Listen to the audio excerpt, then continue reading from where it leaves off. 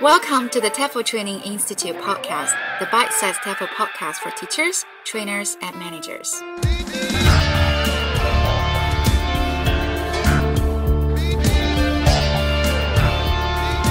Hello everyone, and you're probably going to hear fireworks because we're recording this podcast around Chinese New Year. Yeah, I don't think we're under attack in Baghdad or something. It's just... Yeah. Okay, so today in our podcast, we're going to talk about something really important, which is... I want to talk about reflection. And the thing that got me interested in thinking about this was on the diploma in TESOL, one of the activities is teachers have to keep a reflective journal. So the idea of a reflective journal is that you reflect on your teaching, you write, and through doing that, you become more aware of your own teaching practices and get better at your teaching. And at the end of the journal, there's a question that asks, what on this course has helped you to develop? And no one ever mentions that the reflective journal, which is something that's meant to help you to develop in itself, has helped them develop. And I thought it was fascinating that, I don't know, I must have read at least 50 of these, and no one has ever mentioned that this thing, which is meant to help teachers develop, helps people develop. And today I wanted to talk a bit about why that happens and why reflection is important and what we can do about it. Okay, so we've got 3 questions. The first one. Why is reflection important? So what are the problems and challenges when reflection doesn't work? And the third one? What are some of the things that we can do to try to make it work?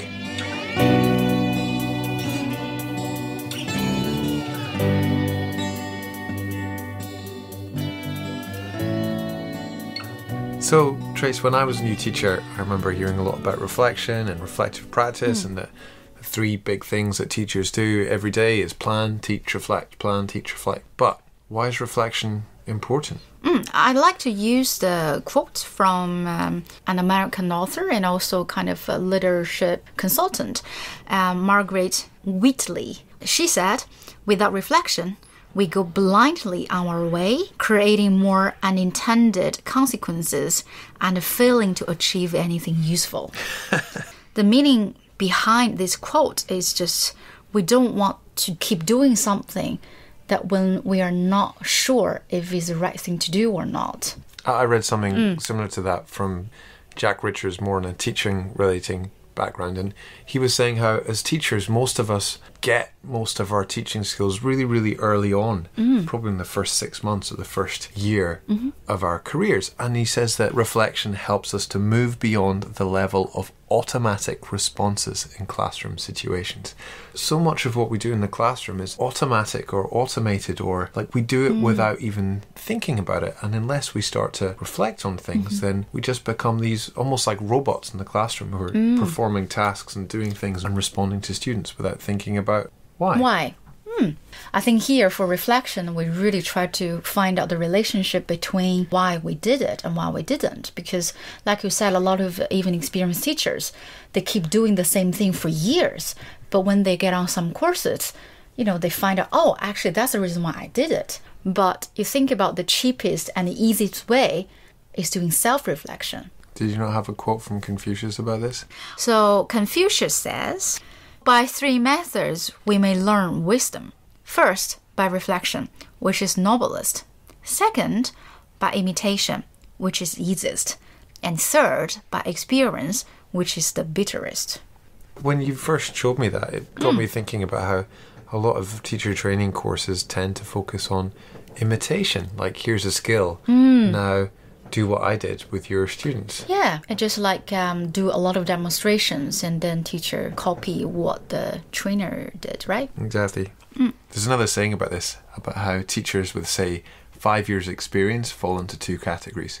Teachers who have 5 years experience and teachers who have 1 year's experience repeated 5 times. And the difference between the 2 is that maybe one of them's reflected and kept getting better, and one of them just sort of keeps blindly doing the same thing again and again and again. Practice doesn't make perfect, but practice plus reflection makes perfect. Actually, there was recently a teacher on one of the Cert TESOL courses we had in Shanghai, and he was talking to me at the end of the course about how reflection had helped him. Do you want to hear the quote? Oh, cool. I find it really helpful because when I was writing the TP journals by writing them down. I feel like I was having a messy room.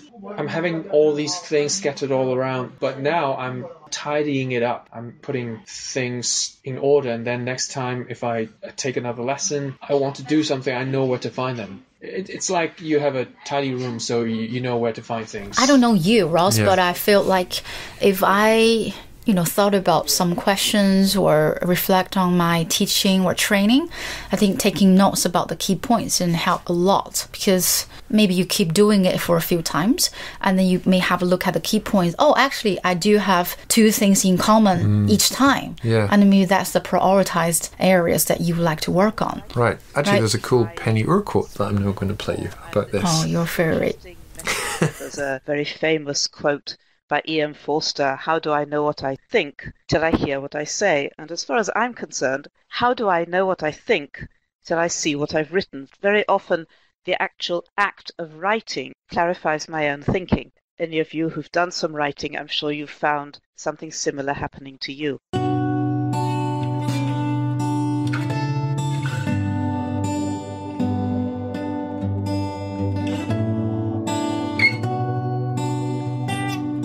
So let's move on to the next one. So what do you think are some of the problems and challenges why teachers don't get to reflect?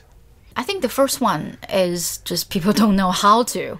To be honest, even until this point, I think I've never had any training help me to learn how to do reflection. Yeah, I think you're right. That it doesn't get stated explicitly all the time, isn't it? And we're told, oh, you need to reflect, plan, teach, reflect. But what actually does it mean to reflect? I think that process, at least to new teachers, isn't that clear. And I think one of the problems that we have on a lot of teacher training courses is that they contain a lot of activities that encourage reflective practice, right? Like on a CELTA or a CERT TESOL, you have to observe your peers, you have to write a journal about learning a new language, you have to journal about your own teaching, you have to give feedback to your peers, you have to keep a journal after watching experienced teachers. All of these things that help you to reflect. But I don't think at any point do we really make it explicitly clear what were the questions that you had to answer or had to consider to be able to effectively reflect on your teaching. So I don't think we ever got teachers to reflect on the reflective process. And therefore, I don't think teachers end up carrying that process on with them into their future teaching. I found for me that the time that I was able to reflect the most and the time I developed the most was when I was a director of studies and I only taught maybe about 5 hours of classes every week. Wow, that sounds easy. Yeah, it was great. I had other stuff to do, but it meant for those 5 hours of classes I could actually spend quite a lot of time planning and reflecting on them than I get to spend if I was teaching 25 classes a week. That's true. Yeah, I think a lot of time is just teaching. I can't say like a robot, but I mean the schedule is pretty tight and then it's difficult to, find a proper time to sit down and I think also we've seen in the last few years that with big language schools, especially here in China, that they're moving towards more of a model where teachers actually don't have to spend much time planning, right? That all the materials and everything are pre-made for you, right? All you have to do is go in and teach. Yeah, I think a lot of organizations, they don't really value, reflection. If the organization doesn't value it, that means that's something teachers don't value because it won't affect their promotion or their recognition in their organizations. It won't affect anything. So why would I spend more time doing that by myself? Because it's invisible. Right? It's in my mind. Even I keep journal, whatever, no one can see it. I'd rather spend more time to do demos. Help organize parties. Or, to somebody and which is more visible and being more recognized. Yeah. I guess one final thing is that it's difficult to reflect because it can be quite painful to go back and think about if you've had a bad class. I used to have a colleague whose father was a psychologist, I think, and he was telling me that the way that they used to treat post-traumatic stress disorder is they get the person to talk about it and relive the experience. But he said actually it was really bad for them because you were just getting people to talk about something really terrible that happened to them that brought all these negative feelings back to the front of their mind. And so that now that's something that they don't really do, I think, in psychiatry. Apparently, they don't do that so much now. Okay. And I wonder if it's the same thing with reflection. If you've had a really bad experience in a class, it's much easier to go, oh God, I'm not going to think about that again, rather than to actually focus on, well, that was terrible, but why was it terrible? And what did I do wrong? And, you know, how can I make sure that that doesn't happen again? Yeah.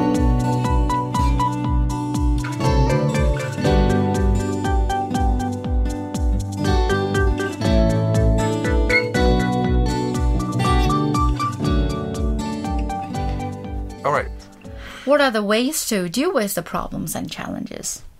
So I've got a quote here from my friend and ex-colleague Alan Nazari. This is him talking about how we basically reflect all the time, but often nothing comes of it. When you're in the state of reflecting over something, let's say you're driving in a car and you're thinking about what happened in the day, what's really important is that at some point you verbalize this, you note this down, you put it in a drawing, you record it somewhere. Otherwise, it tends to just be a reflection that disappears and doesn't necessarily stay in the long-term memory, because the way things stay in your long-term memory is to see them in many different formats. So the more you're exposed to that, the more neural pathways are sort of connected in your brain, and then that turns into a long-term memory.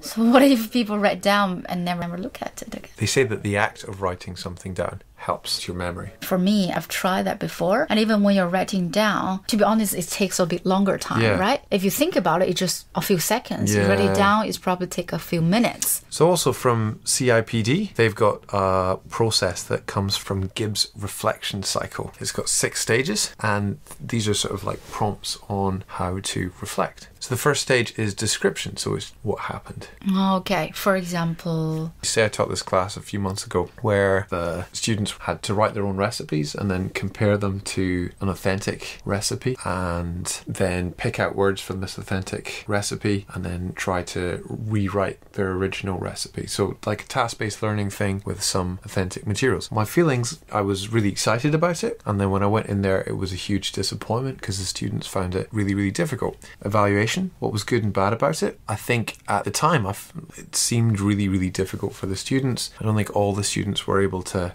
take part. I think it was very, very difficult to manage all these different students learning different things at different times.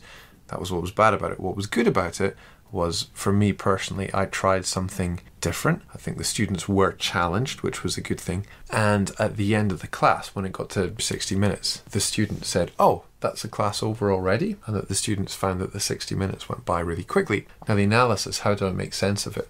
I think the reason that the students found it really, really difficult was because students in that context are almost never exposed to authentic materials and almost never exposed to a task-based learning cycle. And that's how I made sense of why this plan that I had didn't work very well. And so my conclusions are that maybe it's okay to use authentic materials and maybe it's okay to use tasks in class, but maybe including both in the same class with a group of students that aren't used to both is too much for them.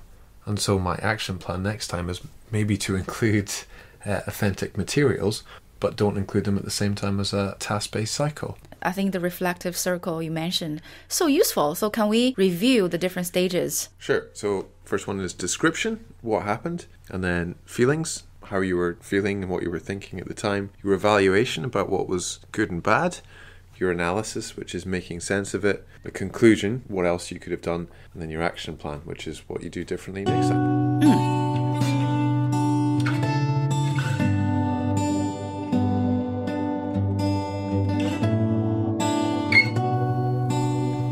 Okay, so Ross, we've been making the podcast for a long time.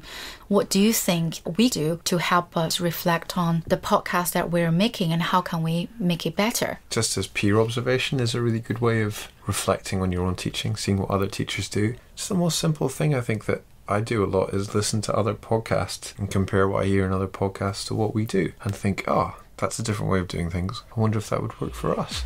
Bye, everyone. Bye-bye.